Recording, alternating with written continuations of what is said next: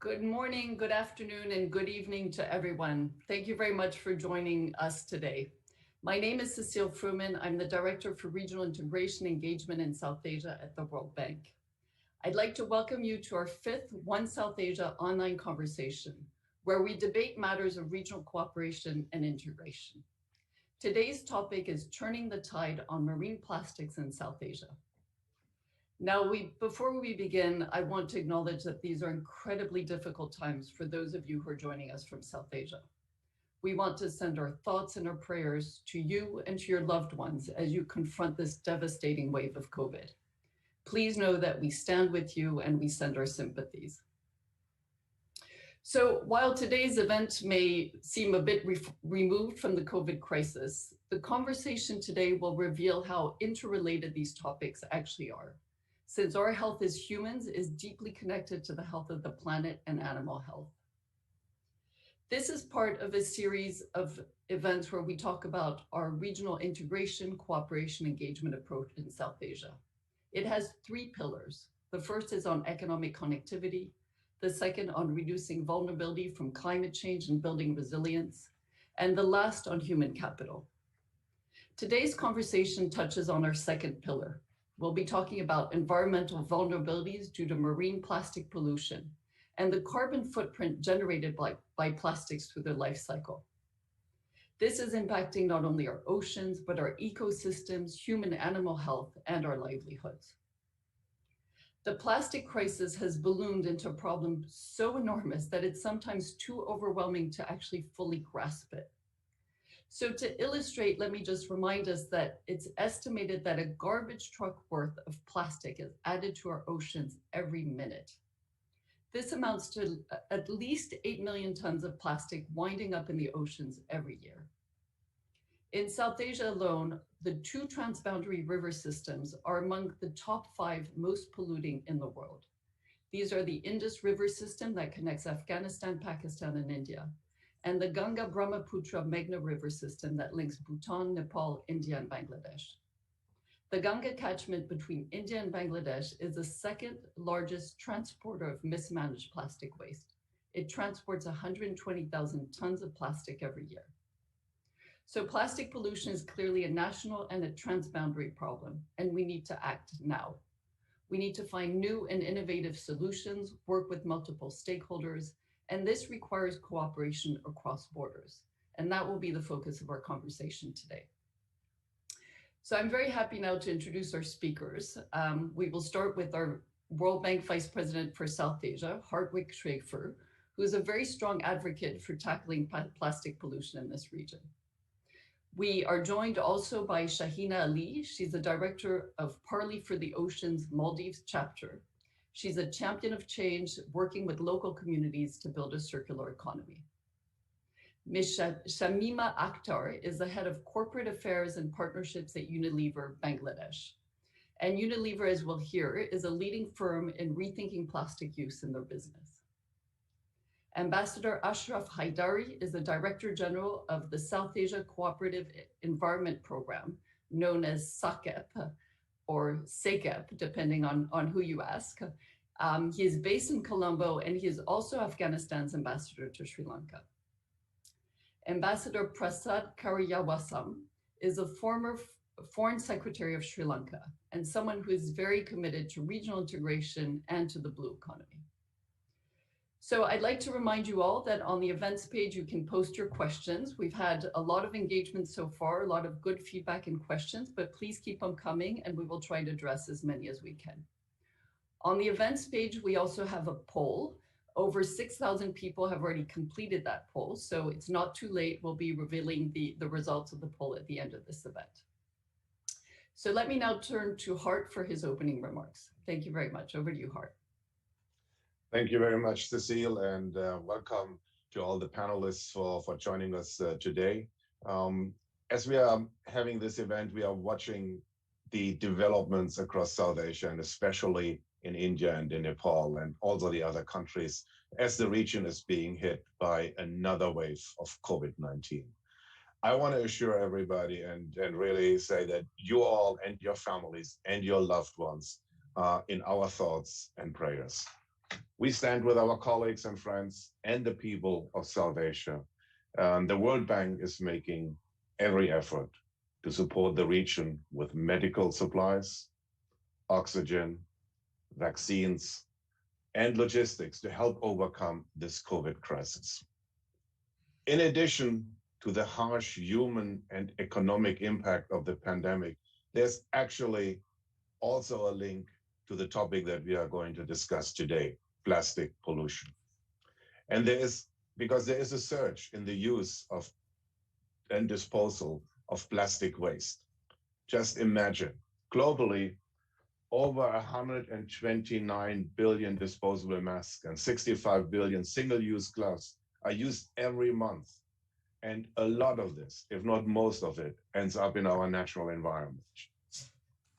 Even before the pandemic, plastic pollution in South Asia was alarming. As Cecile said, the region is the second largest contributor of solid waste with a staggering 335 million tons produced annually. And a good part of this is actually traveling down the rivers into the oceans. So the problem is real. It is not getting better unless we find innovative solutions, unless we take policy actions, and unless we change our behavior. And there are examples of such innovation. One of our partners who is here today and who is represented in the panel, Parley for the Oceans, is such an example. Parley for the Oceans is intercepting plastic from the shores of the Dominican Republic and transforming it into personal protective equipment for frontline healthcare workers. This is amazing. When you think about it, just imagine a plastic bottle can be turned into a PPE face shield to help save lives. Who would have thought about this? But it is happening, and I think this is one of the innovations and the opportunities we need to replicate. Another example, the Maldives. We are partnering with Parley to sort plastic waste and upcycle it into high-quality products. Later on tonight, when you are watching the semifinal of the Champions League in Europe between Real Madrid and Chelsea, remember that Real Madrid has a jersey made of intercepted plastic. You can buy jerseys now of football teams, hockey teams, basketball teams. They're all made of upcycled plastic. This is a great start. It is a great innovation to turn waste into value and build the circular economy. But is it enough? Probably not. It would make much more sense if we could actually curb the production and demand of plastic, or if we could catch plastic before it reaches the oceans and the seas and the beaches. I learned of an experiment that I want to share with you. I learned of an interesting experiment that National Geographic did. They dropped a plastic bottle with a GPS tracker and a satellite tag into the Ganga River. In 94 days, this bottle traveled 1,700 miles. That is roughly the distance from Islamabad to Colombo. Clearly, this experiment tells us that we can only tackle this problem through a regional, a multi-country approach. And this is exactly what we are doing. This is exactly what the World Bank is supporting. Last year, in collaboration with Parley and the South Asia Cooperative Environment Program, SASEP, we launched a regional program over 50 million US dollars, a project for plastic-free rivers and seas for South Asia. It is appropriately called PLEASE, Plastic-Free Rivers in South Asia. PLEASE brings all 8 countries of South Asia together, and they have already endorsed the Regional Marine Litter Action Plan. This is a start. But PLEASE also helps create jobs and boost livelihoods. Just imagine the recycling companies under PLEASE projects provide safe employment in particularly opportunities for women, and they are providing health insurance and protective gear. This is a huge change to the informal waste picking. So I think this is a very important aspect. And we need all sectors of society to come together. This means we need to invest in alternatives to plastic packaging. We need to change the behaviors of the private sector and us, the consumers. We need to introduce effective waste management systems to curb the waste leakage into the rivers and the oceans. And we need to reuse, reduce, and upcycle to build a circular economy. In closing, let me reassure everyone that the World Bank Group is committed to beating plastic pollution at the regional level and at the country level for healthier rivers and healthier oceans, and for billions of people whose lives and livelihood depend on these precious resources. As we continue to fight COVID-19 and the health crisis is with us, we maintain our focus on a recovery that will be resilient, inclusive, and environmentally sustainable. I look forward to a very interesting panel discussion, and I thank you, and please stay safe, stay healthy. Thank you very much, and back to you, Cecile. Thank you very much, Hart, and thanks for highlighting the urgency of this topic and connecting it also to the urgency of the COVID crisis. So we're going to dig right in. I'm going to start with you, Ambassador Haidari, and with your permission, I'm just going to refer to you as Ashraf. We're amongst friends today. So we did talk about this being clearly a transboundary issue, and you had an organization that has a transboundary mandate. So in 1982, the 8 South Asian nations agreed to act together on issues of environment, and they created the South Asia Cooperative Environment Program, which you now head. So my questions are twofold. One is, what is the state of awareness and the willingness to act among South Asia countries when it comes to plastic pollution? And then as a regional organization, what are you doing to help foster these regional solutions? Over to you. Well, thank you so much for that a good question. And I also endorse everything that the Vice President said.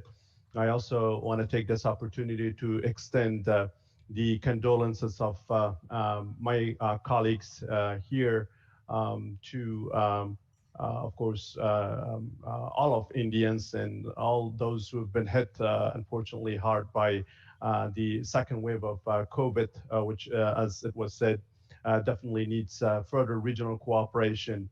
And also, I wanted to thank the World Bank and the Parley for the Oceans for partnering with the South Asia Cooperative Environment Program to implement the Police Project to help free our rivers and seas from the threat of plastic pollution. And you and also the Vice President pointed out the grim statistics on the waste, unfortunately, across South Asia, which after East Asia is unfortunately notorious for contributing the largest amount of waste, and about 12% of which is unfortunately plastics, and which again, flows into the ocean through, the river systems, which you pointed out.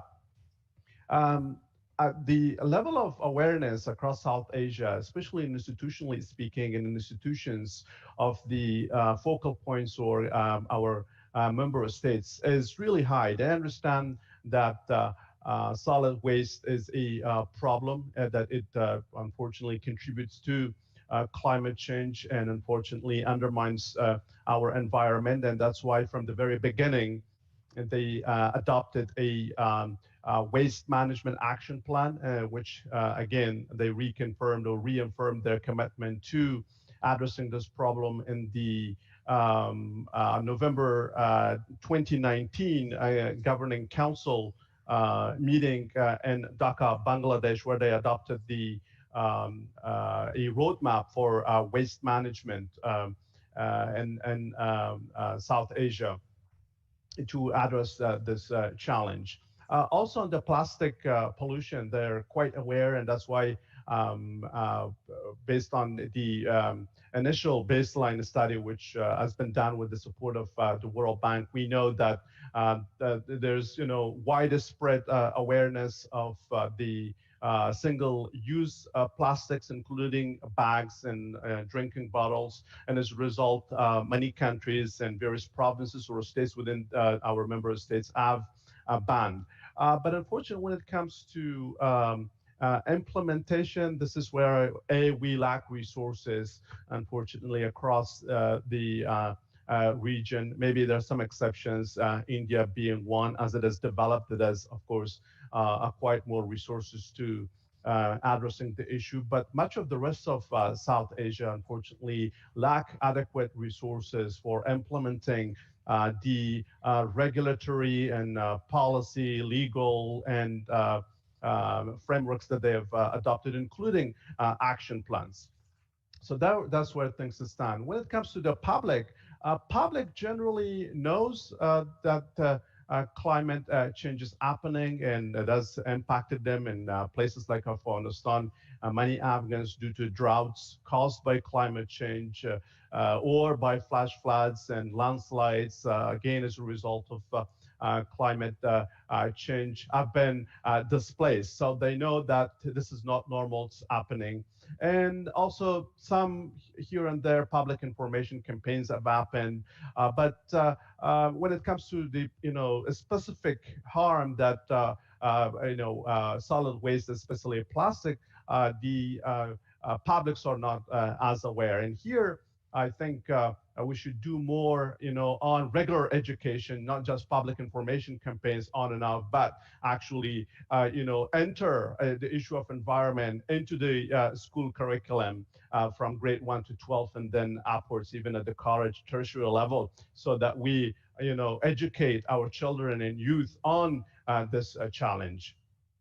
And then on the willingness, absolutely, there has been willingness on the part of our member states in South Asia as a region, and we were one of the earliest regions to establish SACAP. Remember, this discussion happened back in 1980, and then in February 1981, the states got together and passed the Colombo Declaration, which established SACAP. Today, I had a chance to revisit that declaration, which I read a few years ago. And believe it or not, the language is very current. It is as if, it's spoken right now, as if they had, the leaders of our member states exactly predicted what was going to come. And as a result, they understood the importance of a regional mechanism for enhancing regional cooperation, and as well as integration of our policies and laws and regulations, and as on the one hand, but also working together to bring shared knowledge and shared technology and shared resources to bear on addressing climate change and of course waste and plastic pollution that contribute to that. And also, at least more than half of a page of this declaration is talking about how we should also reach out to other multilateral institutions such as the World Bank in order to draw on both their financial and as well as technical resources to address this shared challenge in our region. And so that's why we're so happy to be partnering with the World Bank, and we thank the World Bank for the financial resources you've provided, along with the Parley for the Ocean, funding this police project to help us, clean our rivers and seas from plastic pollution. And our role here is, of course, to work with you and as well as the national focal points to review whether national action plans to stand, whether they have such plans in place, whether even they have the policy and regulatory legal framework in place or not, and to use a portion of the resources made available to us to enable them to have those. And then, of course, also through the regional block grants to give them the resources, and also leverage public-private engagement to, then to seek and pursue circular economy solutions to addressing this problem. Thank you.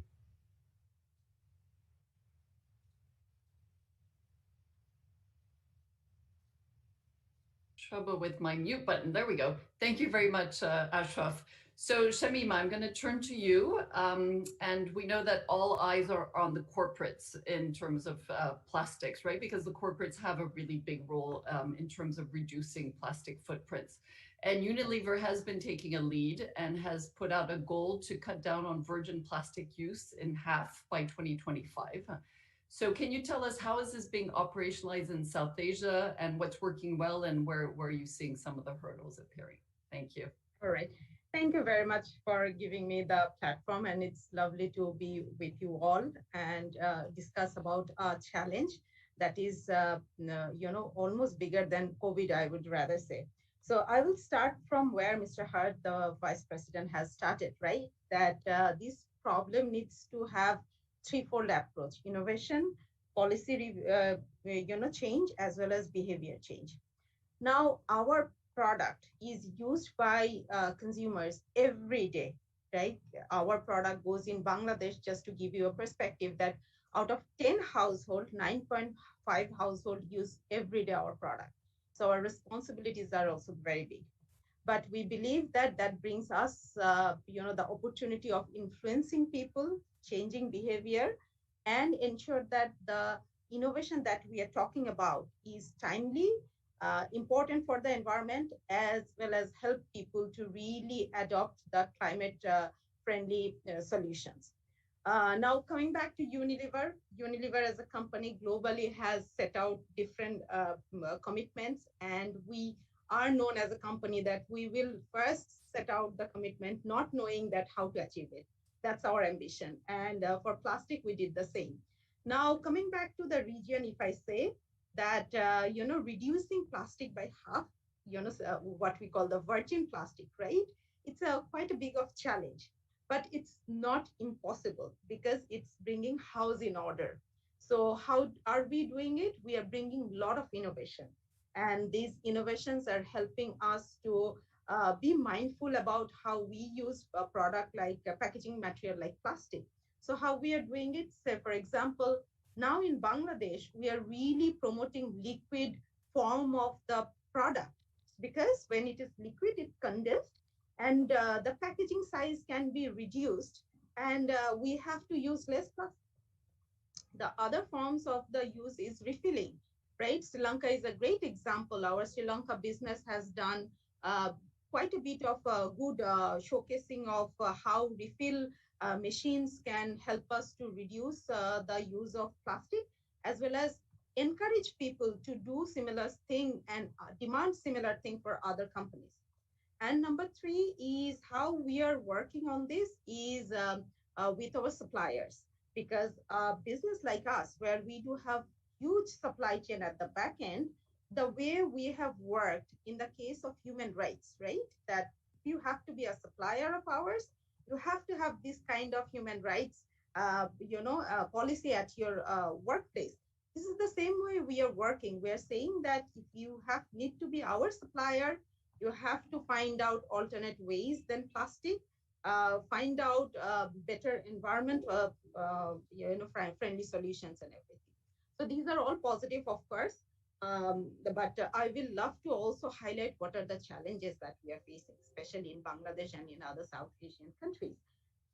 This is where we see that policy is a big change, because when we want to reduce the plastic, packaging material and try to bring some other plastic materials, say, for example, post-consumer used recycled plastic, right? So a consumer has used our product, it has gone to the waste stream, then it has come back for the recycling and came to our product.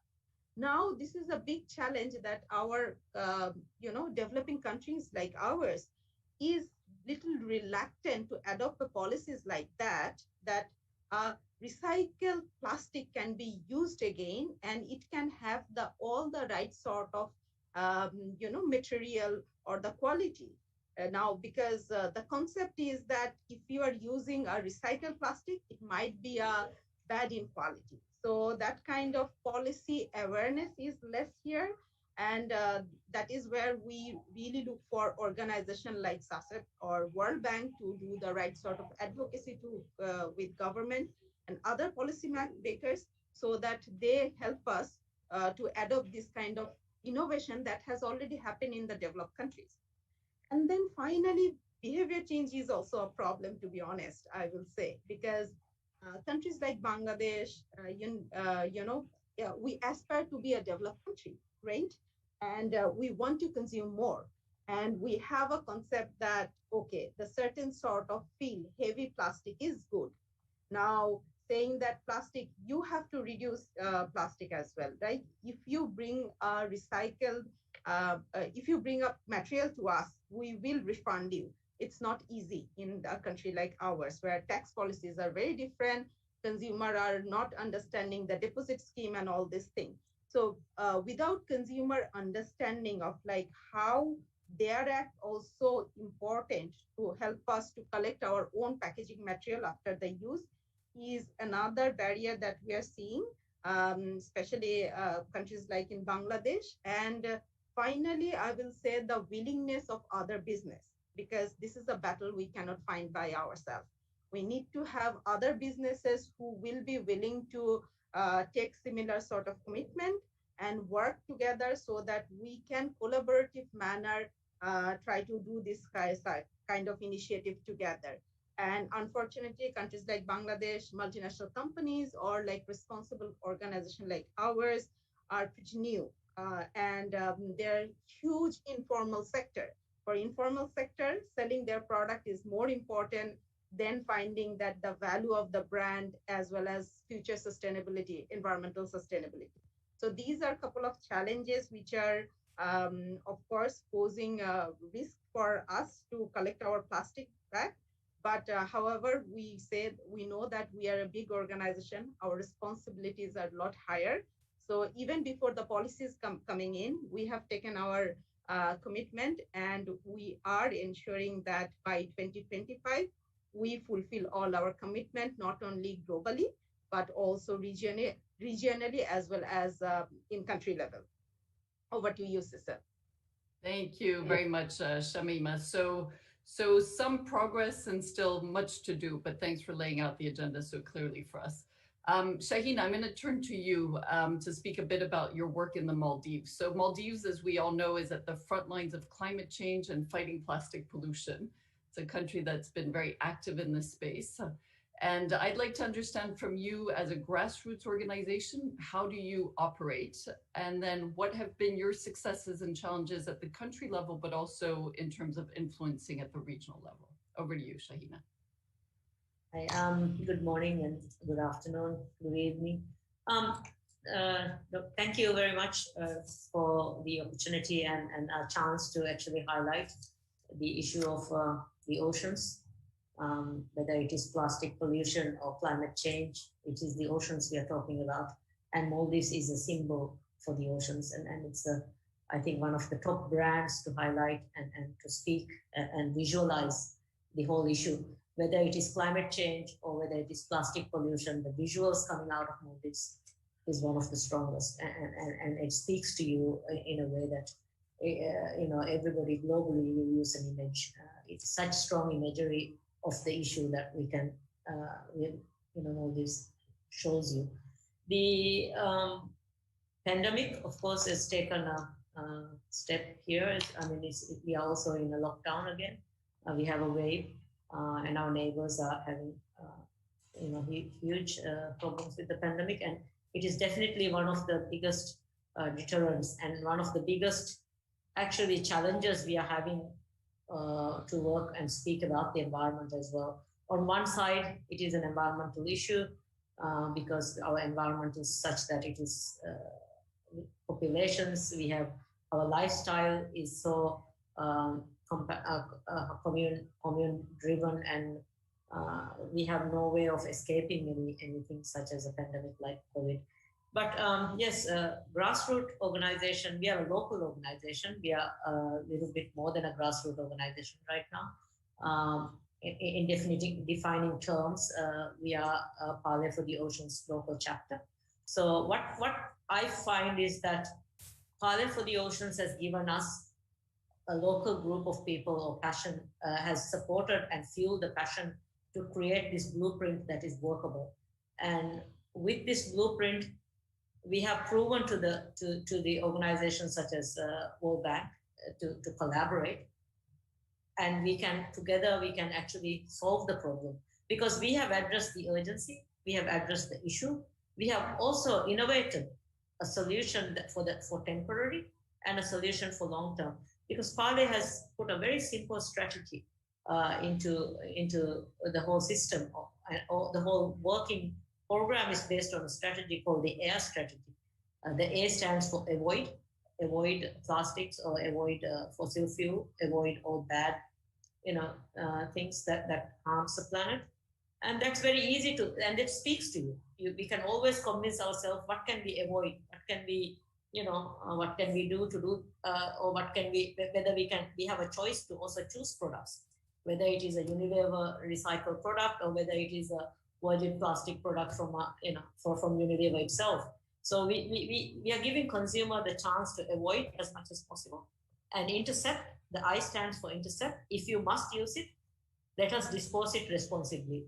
Currently in Maldives, the biggest challenge we face is every piece of imported plastic or produced plastic or any fossil fuel that comes into the country, whether it is engine oil, whether it is, and we have so many boats, whether it is any harmful chemical, it is ending up in the environment.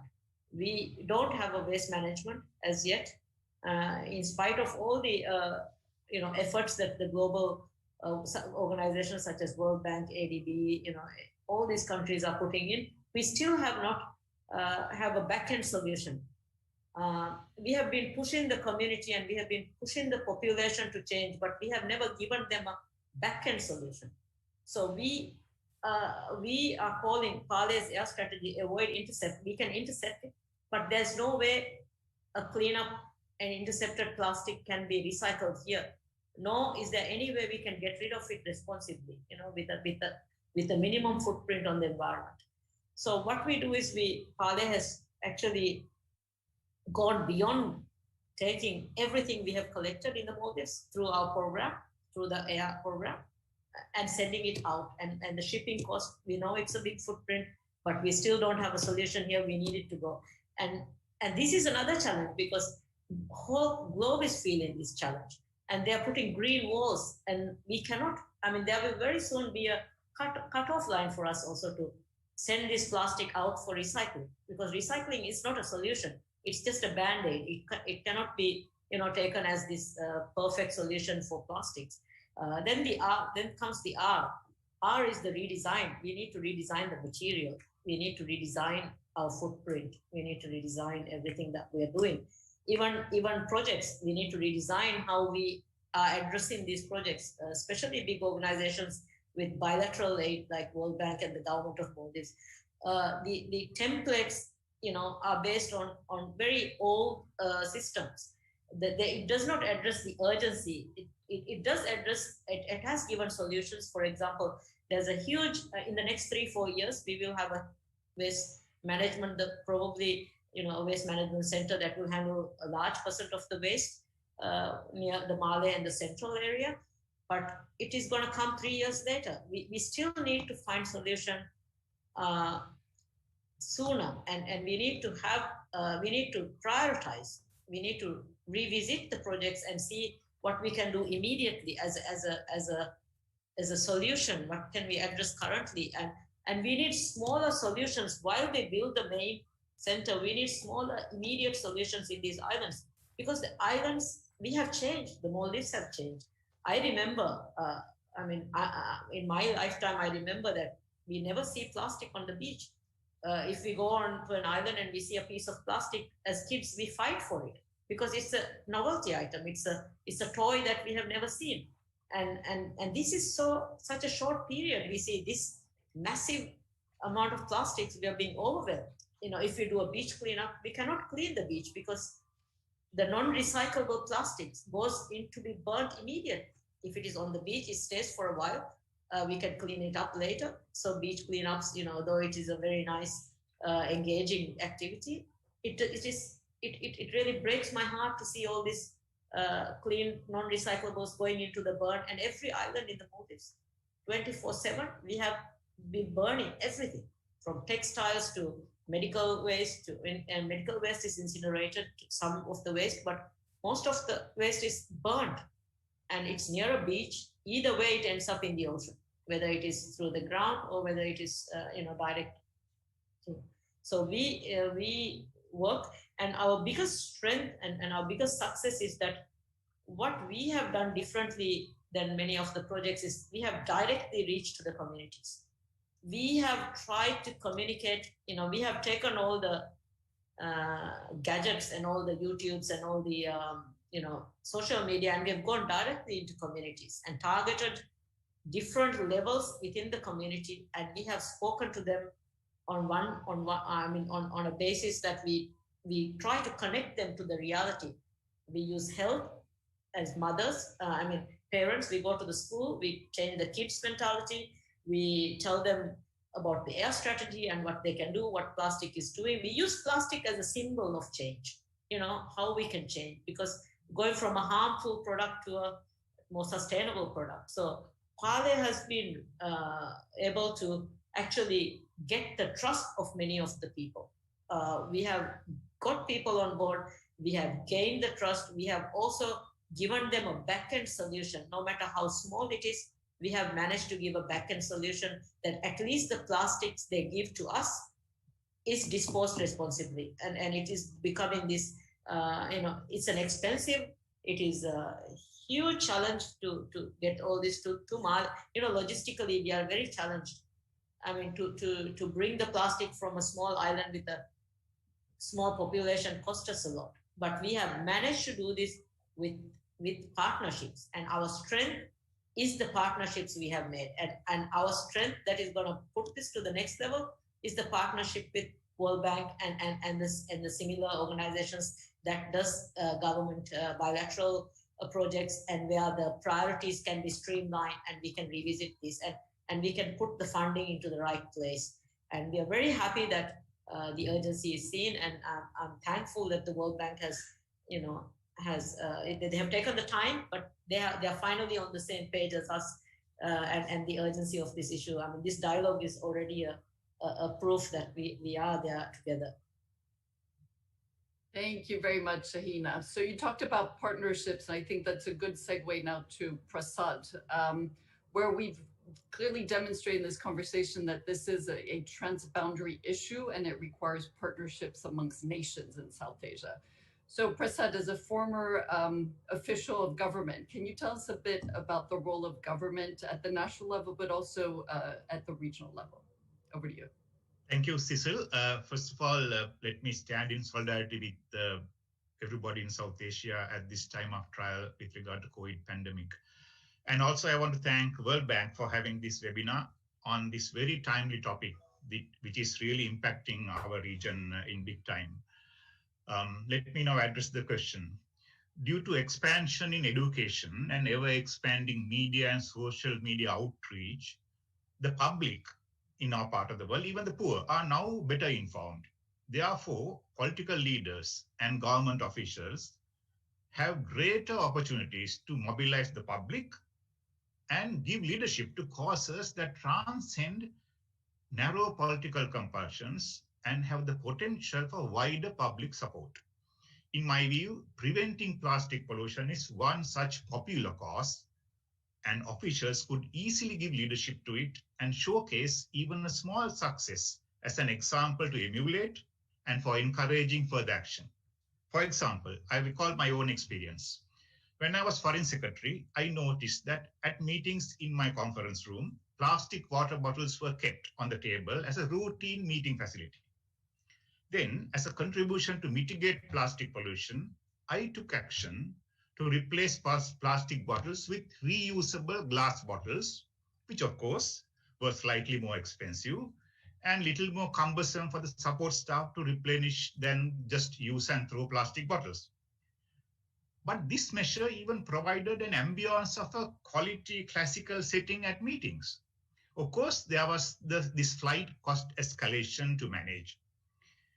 Well, this initiative, I recall, receiving compliments from public and even fellow officials. And I'm glad that this step at controlling excessive use of plastics, though an isolated initiative, can count towards an aggregate of actions for elimination of plastic pollution one day. However, the question arises as to how decision makers can handle the escalation of costs when some initiatives are taken to prevent plastic pollution. Can additional costs be minimized by making the supply chain of reusable glass water bottles more efficient and promote its use as a cost-efficient and eco-friendly option than more cumbersome plastic recycling and upcycling programs? Now, I'm not trying to look down upon those things. I think plastic upcycling is very important. We need industries committed for green initiatives to look at such issues closely and come up with better options. In my view, even if there's a transition cost in using reusable glass containers instead of plastics wherever possible, such expenditure can be projected as a cost we have to incur for the well-being of the future generations. I feel such an approach will be supported by the South Asian public and may even gain multi-partisan political support as well. Because when it talks of future generation, people get enthused. I must add that complete elimination of plastics from public use may not be possible due to its easy access and utility value. But cost-efficient recycling, upcycling programs led by public-private sector partnerships are essential to prevent pollution. And governments, in consultation with industry and civil society, can evolve tax and other incentive regimes for industry and trade to embark on this path. So evolving tax and incentive regimes are important.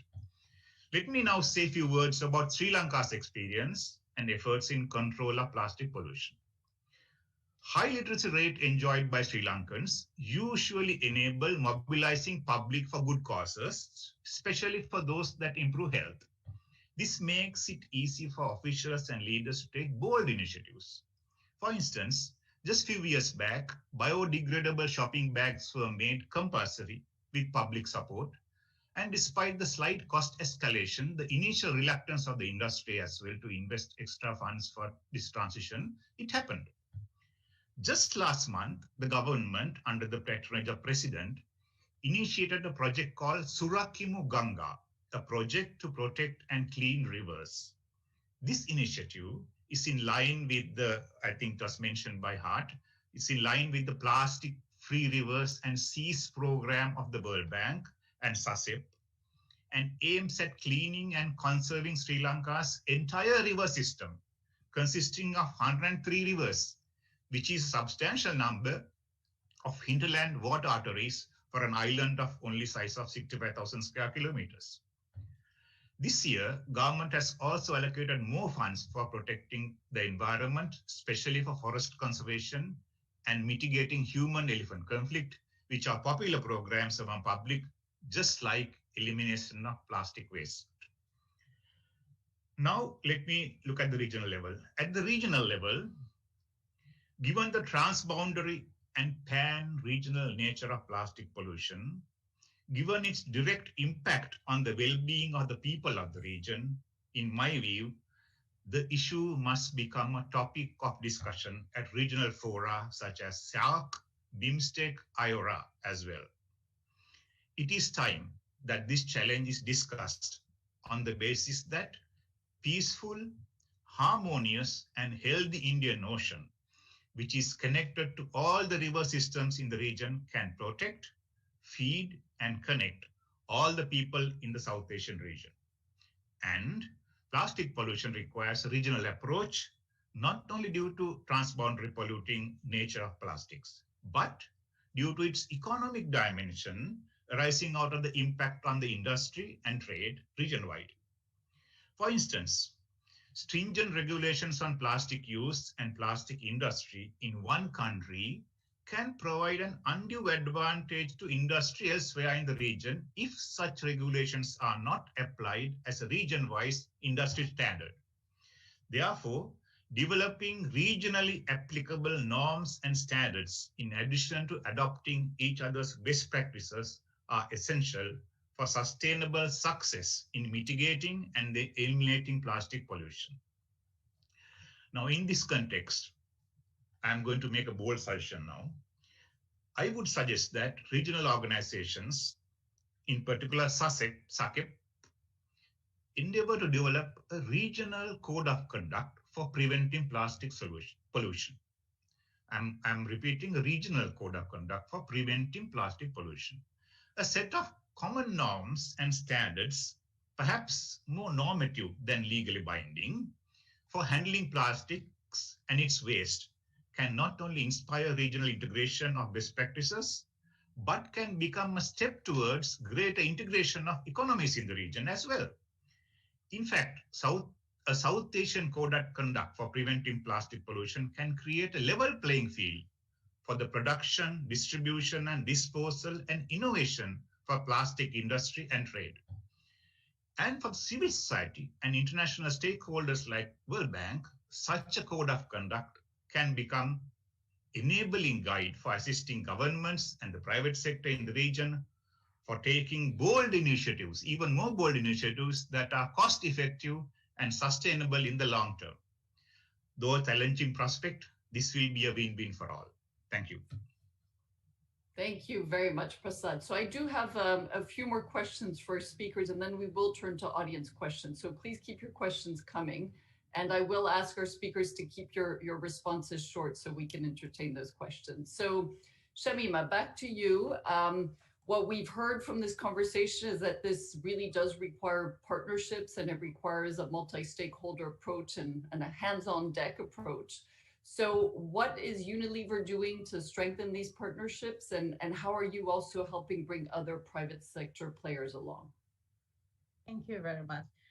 You have rightly said that partnership is a way forward, and we have learned it through different other initiatives that we are part of. So I like this time to thank World Bank for showing us different way. So one of the example I have always given is WRG Water Resources Group that is led by World Bank, where because the bilateral organizations, this kind of organization has got not only the knowledge, also the reach, because we know that we can bring innovation and we will bring our house in order. But if we have to influence the government, as is the way every speaker was mentioning, that it cannot be only a country, it needs to be more than a country.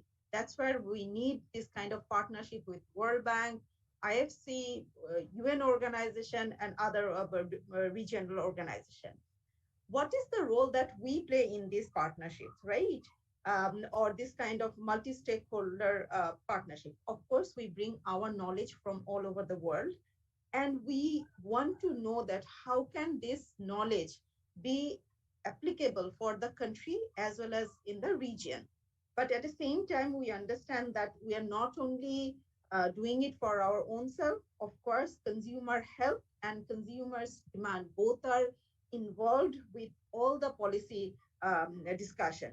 Everyone was giving the example of like how we can encourage our consumer or the general population to find out alternate of plastic. Of course, that's a great thing, but consumers are very well aware of the cost. The business like ours, where we do have so many small units. Why do you produce small unit? Because we realize that if we have to serve bottom of the pyramid, which is the 60% of our consumers, we have to find this kind of different packaging. But at the same time, we do have the power of our brand, which goes and can talk to the consumer and aware them about the negative implication of plastic. So we do this multi-stakeholder partnership internally as well as externally. And what we offer the brand power. Now, coming back to the brand power, we all know that when a reputed brand talks about a problem, or find a solution or advocate a solution, that is well accepted by the general people and consumer. And Unilever always says that our purpose is to make a sustainable living commonplace. And what is our tool? Is all our brand. So say, for example, in this part of the world, Lux is a big brand. If Lux says that, we will be responsible of consuming less plastic, this will percolate to the other, consumers and as well as the other industries. This is what we bring as a strength. What we get from this multi-stakeholder partnership is the knowledge.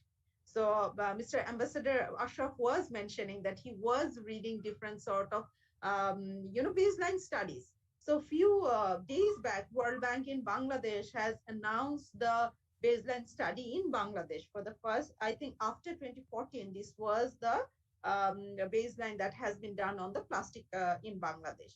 Now, we cannot do this kind of study, but when we sit with World Bank and government and hear to this information, these are not always very comfortable information, to be honest.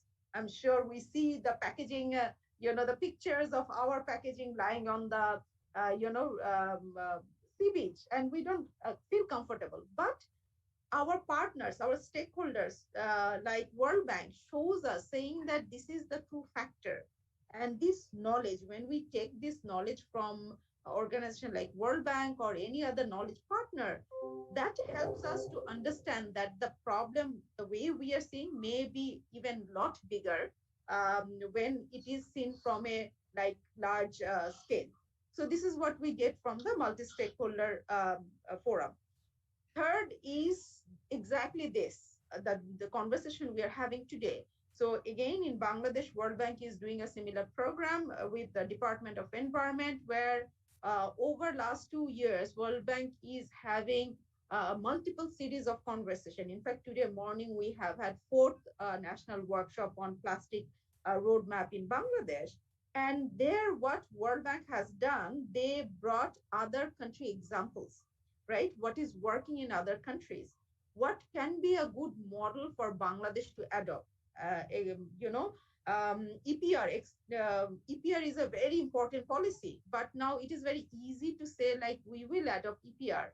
But if it is not the right, policy, it will be only applicable for few organizations like ours. But we have to encourage other businesses to go by this sort of policies and encourage them to through right sort of incentive mechanism that the previous Mr. Prasad was mentioning, that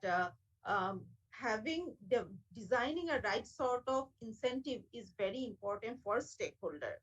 So this kind of multi-stakeholder model help us to get the knowledge from the field. We also offer what we can do, and also we can speak on behalf of consumers, saying that this is the consumer demand. And at the same time, we all can come together and really develop a policy that is helpful for the country, regional, as well as the world. And the final point I like to mention that this is a new thing for us. We know how to make product, sell it to the consumer, right? But collecting the plastic from the house of the consumer is a very new thing to us. We are learning, but we are saying that, okay, we will do it. So that's a reason we partner up with organizations like World Bank or UNDP and say that help us to understand that how can we collect this plastic from the household kitchen waste or community dump yard, and how to improve the quality of the plastic, because when it is getting soiled, it is very hard to clean it up or recycle or upcycle, whatever it is. So that's a way we say, let us partner together, find a way so that we don't see our packaging material getting into the ocean and sea. This is not at all comfortable for us.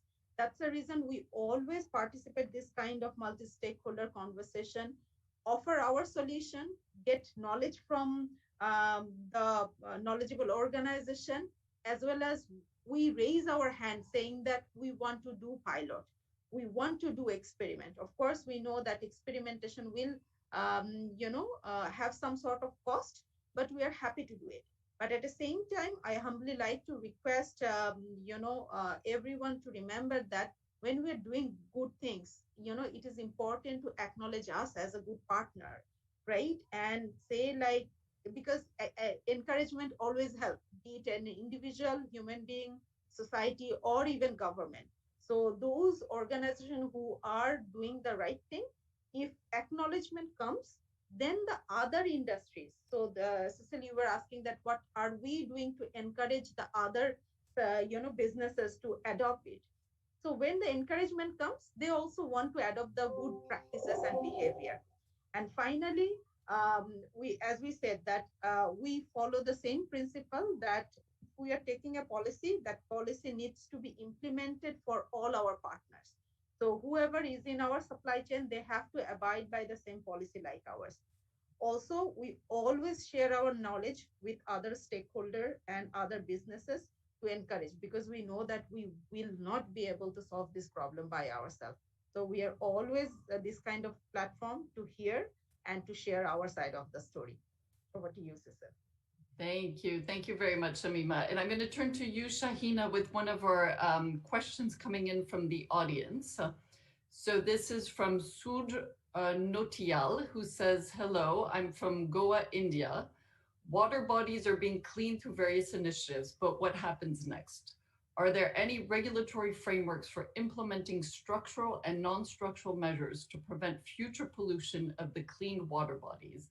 And I would add to that, one point that Hart was making earlier is that in this pandemic, we've actually seen a surge in the use of plastic. And I'm sure that on the beaches, as you're cleaning up, you're seeing disposable masks, gloves, etc. So what's the policy and the regulatory framework to address this going forward? Thank you. And to answer the question, to sustain the beach cleanups and the river cleanups that we do, we need a back-end solution. And that back-end solution is something that we need to work with policy and we need to work with the governments. And that's where the World Bank is very strong, because World Bank's basically, you have the governments and policymakers in your structure, and you have the power and the authority to change these policies and these structures and give a back-end solution to the communities and people that we're talking about. But for me, the urgency is again how we can address this problem. I mean, the pandemic has created a lot of plastic, and pandemic is also has created an excuse for people to say, oh, it's a pandemic, so we can't really segregate, or we can't really do this. Oh, it's something I have worn and there's probably COVID. People are scared. Our human nature is that we pick and choose what we want to, feel comfortable with. And if you really have in your mind, it's a little bit effort you need to put that into the right bin, you wouldn't put that effort in, because you can easily use COVID as an excuse and just, throw it out. So we have detached ourselves from the reality and the urgency of this issue, using COVID as also a kind of a buffer or kind of a comforter, like, oh, it's COVID, so I can't do this. Or it's COVID that I can't pick up that piece of thing to put it in a dustbin and, all this. So for me, in reality, what is happening is that, people are always subjected to, and we should not focus right now. I think to give that back-end solution, we need to focus on policy. And policy doesn't have to be policy that is made for the public, regulation to that if you litter, you have a fine. That shouldn't be the policy anymore, because this phase has gone now. The policy should be to make production and manufacturing companies responsible. So the policy we should redirect our policies. World Bank should redirect policies of each country, that production in each country should be, streamlined to the environment, or streamlined in a way that the production is responsible. These big companies have created this mess for us. I mean, if you look at a cleanup, it's basically, you can nail it down to 4 big companies. Unilever, you're there, Shamima, I'm sorry. I mean, it's no time for pilot projects anymore. It's time to change completely, because we have just 7 years to turn this around, or even shorter, in my opinion. The oceans are going to be, completely littered out. And we are so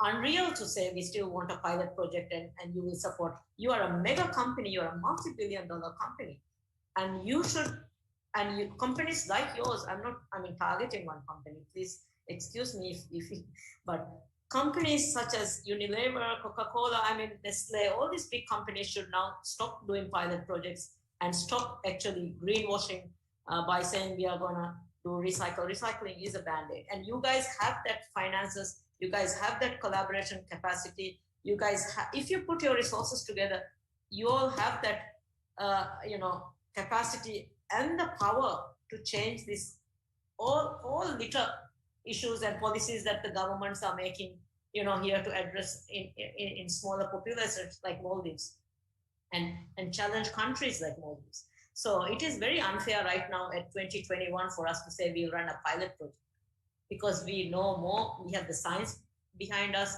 we have, and we are learning more about the oceans. We are learning that we are losing things before we even know about it. Maldives, I'm not going to have my grandkids probably see the whales, because we know that every whale is endangered and listed, as threatened.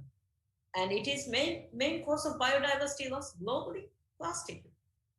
It can be styrofoam, it can be bottles, it can be whatever. It's harmful material that has gone into the industry, that these policies that every World Bank project, every ADB project has policy address. We go into a policy table, we're talking about actually taking, in Maldives, if you look at it, it's 400,000 people trying to have a policy in the country that will only address that 400,000 people. But if that policy cannot, exclude what we are importing, it excludes what we are importing into the country, because we don't have water, it has to come in a bottle. We don't have fresh milk, it has to come in a Tetra Pak. We don't have, anything. We import even a toothpick. So this policy, what we talk policy, we have to change policy now. I think governments have policies in any country that I know. We have policies that addresses these issues. What is failing the policy is that we don't have policies for productions. And yes, and we need backends. And that question that was posed by the gentleman from Goa, I think addresses this. We need policies where we are answerable and giving public will do if we can enforce it. Public will obey if we can enforce it. So, and we cannot just say, throw it into a bin when the bin goes into a landfill and it gets burnt. We will say, why should I put it into a bin? And these young people, the activism that is coming in, and there's a generation that will not tolerate this anymore. This is going to blow out, So, yeah, it's not time for pilots, and it's time that we change the policy to manufacturing and standards, ISO standards. When did anybody revisit these standards? Every piece of toy has to be wrapped in a separate piece of plastic to be imported to a country, and it's coming into places like Maldives where there's no backhand solution. So these are issues that the World Bank should think really strongly. We should put it out into the policy, and globally you should sit down with all this, make a policy for production, global production, instead of going to individual countries. All the countries are aligning with World Bank, and we are working together, and we are there to help, and we are helping ourselves with the World Bank help. But we need to change the production. Thank you, Shaahina. And I think what you say really points to the fact that we need global solutions, we need regional solutions, and we need national solutions. And one of the key elements of this conversation is that we become addicted to plastic for a good reason. It's very cheap and it's very convenient. So it has become the default for everything we consume, and that we do need to change that equation at the source indeed. So I think that's a great point. Ashraf, you mentioned earlier that some of the countries have good policies, but one of the issues is about resources and capacity to implement. Tell us a little bit more about how you also at SACEP are helping to support strengthening the ability of governments to actually take action on this. Well, here we mostly rely on the resources that the member states provide, and that's not much. That's why we rely on international partnerships and seeking support from institutions such as the World Bank, Parley for the Oceans, and others to provide those resources, such as in the form of this Please project, which should enable us both, in terms of helping the focal points to further develop or further refine their national action plans in the fight against plastic pollution, but also to provide them with the resources through the regional competitive block grants and investments to invest in eco-innovation solutions and so forth. Overall, I think now there's increased resources available, especially from the developed world through climate finance channels, which we hope to tap in here at SACEP, as much as, of course, our member states do so bilaterally based on the conventions that they're a party to and their relationships and partnerships and so forth. But we also try to do so because each time we get together, and we did so with the World Bank, and we met with the focal points when we did the virtual visit to each of the countries, they all presented their views, and of course those who had action plans and were further down the road versus others who had just started. But most of them complained about a lack of resources to actually implement the policy and their strategies or action plans. But I also endorse what our colleague said in Maldives, that I think the approach to addressing the plastic pollution in our region is probably, I think, better addressed on a sustainable basis through air, which they avoid, intercept, and redesign. And also because it's going to take so long in South Asia to actually educate the publics on the concept of RRR, that's reuse and reduce, recycle. But if we actually shifted from that concept, which is a band-aid, and our colleagues are right to avoid, intercept, and redesign, we actually make so much more progress without spending the resources into educating people on RRR recycling, which is not done in much of South Asia. We can just have a leap forward, so to speak, to avoid this, and then use this air concept as the basis of reforming the legal framework, regulatory framework, and overall policy bodywork to actually address this on a sustainable basis. And this is what we have really liked here at SACEP, the idea of air, which our colleagues at the Parley for the Oceans explained quite a bit in detail, and also in technical terms how it works, and also showed us examples of how this can be done on a sustainable basis versus just implementing band-aid solutions, as you pointed out, how these Coca-Cola and other such firms allocate some resources for social corporate responsibility to do things here and there, but not necessarily addressing the challenge. We know the millions of drinking bottles made from plastic being used every single day, and also now the challenge of course, medical waste from the COVID. I was reading just this stat on the fact that now, because of the COVID, 200 billion, I think, pieces or so of the mask and plastic gloves are being used each month. And imagine what that does to the environment and its implications for waste management, which unfortunately is very nascent in South Asia. So we're concerned. So we do everything we can to inform, to help build capacity, to reach out to multilateral institutions such as the World Bank for both technical know-how and as well as resources such that we have gotten in the Please project, and we really appreciate that. We continue looking forward to working with you and Parley for the Oceans and others, and the region and other regions as well, UNEP and of course other sources to help our national focal points member states build, the policy frameworks on the one hand, and action plans on the other end, and also to help them with the resources as much as we can, especially the most vulnerable countries like Afghanistan, where the country has, on the one hand, has been fighting a war for the past 40 years. On the other hand, it has been directly been affected by the adverse effects of climate change.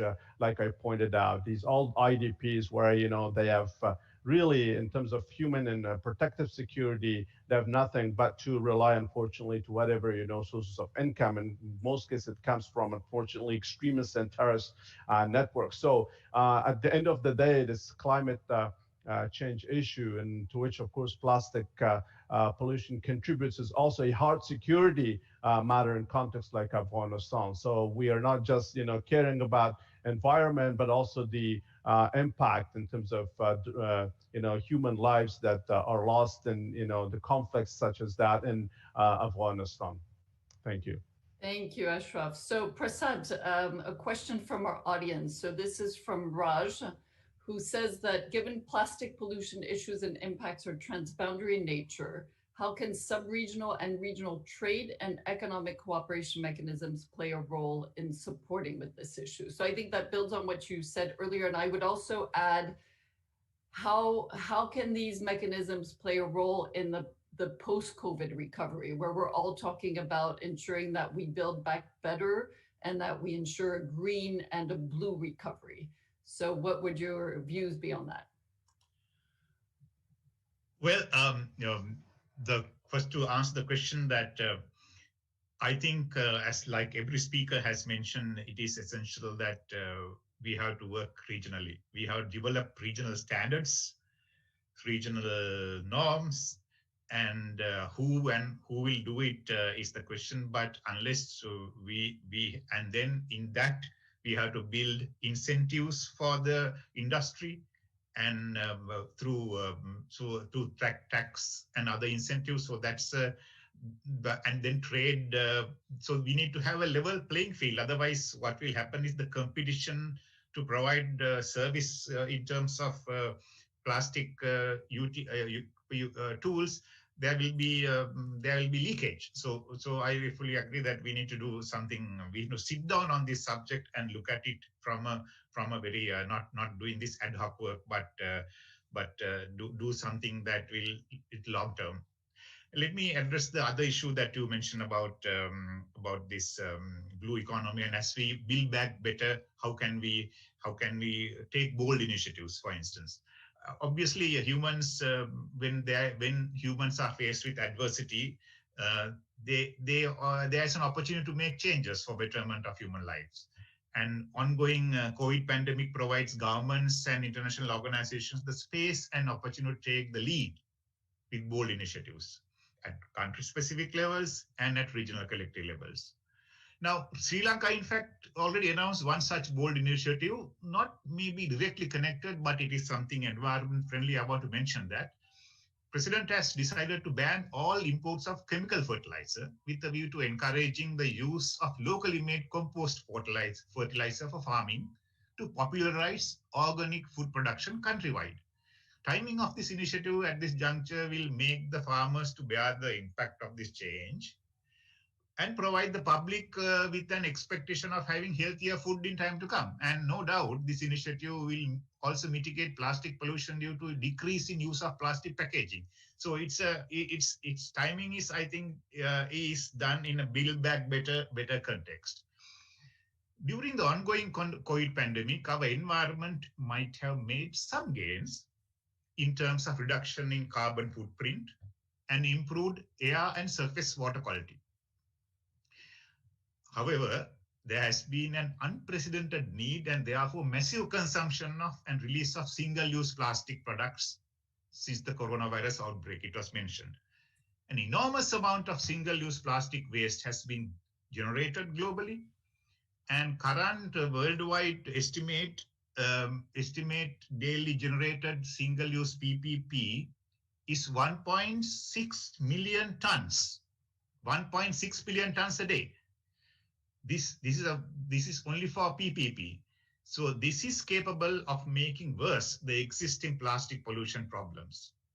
Improperly discarded non-biodegradable PPE made from plastics will be a threat to environment, and especially for rivers and seas. Now, how can we handle this problem now? Because it's happening now. Now let us look at it. Governments during the COVID pandemic has effectively used media and social media to widely convey messaging with regard to COVID information and its control and eradication. Therefore, together with messaging for protection against COVID, messaging must now go out with regard to safe disposal of COVID PPE. In addition, scientists and industrialists now must address the issue of producing biodegradable PPE now, when itself, because stocks are being built now to handle future global pandemics. In the same spirit, after the pandemic is hopefully over soon, media must next address the plastic pollution per se, since it's an equally urgent problem for saving our rivers and oceans. And I think Maldives issue was very well explained. Governments therefore can direct media to allocate prime time slots to advise public about plastic solution. And if necessary, in return, governments should provide media with suitable tax or service incentives, because incentives are important to in this sort of situation. What else we can do? We know South Asians are proud of the heritage of great civilizations of the past. And in ancient time, there were no plastics to assist human conduct or well-being. And except at times of famine due to natural causes, people of South Asia were well-fed and well-connected, primarily through the system of rivers and oceans in the region. And people were living in harmony with nature. Any initiative that can recreate some of the best practices of the past, not everything, which makes sense in contemporary lives today, will receive public patronage. Now, I'm not expert enough to go into detail of all this, what are those, but one such idea to consider is the possibility of weaning people away from unbridled consumerism. For instance, excessive use of plastic toys, plastic tools, and everything plastic as a cheaper alternative for enhancing well-being of people is something that can be easily reduced. A taxation system, proceeds of which can be plowed back for plastic recycling and upcycling programs, if can be agreed regionally as well, can discourage possibly excessive use of plastic. Such an initiative can become popular if those measures are properly framed in messaging as proposals for the well-being of future generations. Now let us looking at the big picture, as the economic and social recovery happens after the COVID pandemic, blue and green economic models can be promoted easily, since people have, as I mentioned earlier, have experience at first hand as to how environment becomes pristine and more livable when excessive human activity was reduced during the pandemic. In this context, it can be explained to public as to how blue oceans, green environment can assist in feeding over 2 billion South Asians while providing better quality food, better air to breathe, while at the same time ensuring sustainable food supply chains for food security of the future generations. Such messaging may be ambitious, but we have to do that. as lessons learned from the pandemic and as prospects for an alternative but better way of life should be chiseled into the minds of people through decisive decision making by political leaders and officials. But I must caution in this, such initiatives require careful planning so that food supply chains, as well as social and economic protection for vulnerable populations, are not disrupted abruptly, and necessary adjustments are gradually made towards a new paradigm shift in the way of life of our people. So that is what I think we should do as we build back better. It's essential that we have to come up with the new messaging using our experience during the pandemic. Thank you. Thank you, Prasad. And that's a great segue into our last round of questions. And this is going to be a rapid fire. So I'm going to ask you all to be very quick. If you had 3 top wishes or policy actions that you would recommend, what would they be? Shamima, let's start with you. The first will be a strong framework for us, all the producers, to be responsible the way we have done for the water conservation and everything. The second will be saying that how can we bring back our plastic into the circular economy. Number 3 would be to ensure circular economy, more assistance should be going to the informal sector in Bangladesh by doing the economic inclusion. So these will be 3 of my interest. Great, thank you. Shaahina, your top 3 choices. Oh, this is a very difficult choice you're giving me. One will be probably to get all these companies, big companies, plastic producers, that are their head offices to connect with what they're doing with their productions in the third world country, and then with what the business is doing to the planet. My second wish will be to make it, for bilateral aid or organizations such as World Bank and ADB and IFC and places to access funds easier, and with that is private sector oriented funding methods instead of just a whole stack of impossible paperwork. So accessibility to the urgency, where people don't give up, but they have the funds, they can change if they're passionate. The third will be, of course, I thank SACUP for joining Parley, and the third will be to fund our programs so that we can. And in Maldives, I believe I'm being optimistic, but within 5 years, we can have a solution for the plastic problem if we have the right partnership and if we have the right funding in the right place. Super, that's thank my wish. you. Thank you, Shaahina. Ashraf, what are your wishes? Well, my wishes, I think, I was just, thinking about the 2030 Sustainable Development Goals. And if you look at the, goal 12, 13, and 14, 12, which is for the, sustainable consumption and production, which was discussed by our colleagues, and ways to ensure that in terms of consumption, but also production.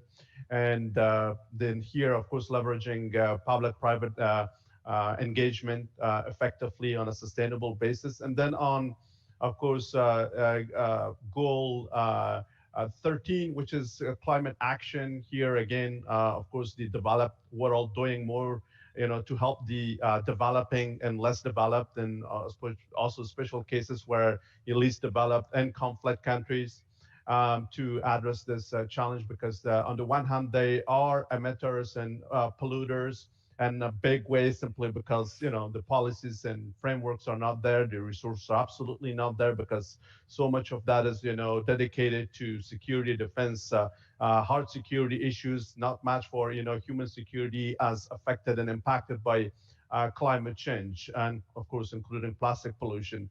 And then of course the last sustainable development goal related to environment and climate change is life under water.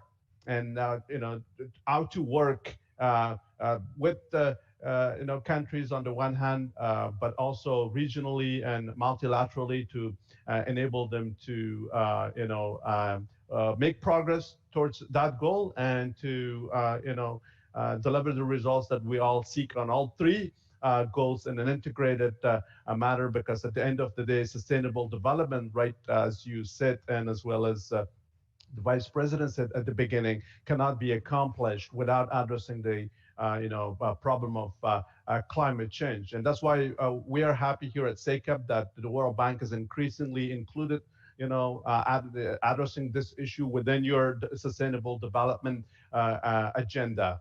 And that's what I think should be done. Thank you. Prasad, you've laid out a number of options already. Anything you'd like to add? Well, I want to reiterate this idea of having a South Asian code of conduct to prevent plastic pollution, and of course, because we need to have an overarching framework. Who will do that? I don't know, but we have to get someone to work on that, because that will help the industry also to have, and then that will develop. We have to have a South Asian wide standards, common standards that will apply to industry, everybody, so that we know how it works. But there is another issue that polluters must pay for it. If you are polluting, you must pay for it. So it could be through taxation, it could be through other system that can work, because that's one idea.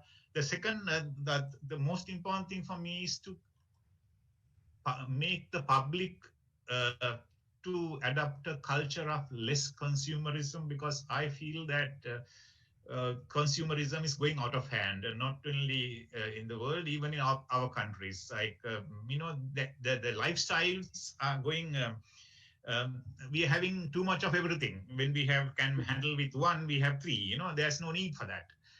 And of course, it may be commercially not a good idea for commercial interest, but ultimately, when people start behaving like that, it will even out.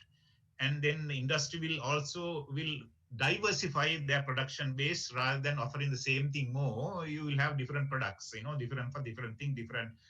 And then use more nature-made biodegradable products like we used to do when we were growing up, and still now people are going back to that, but it is more expensive to use that.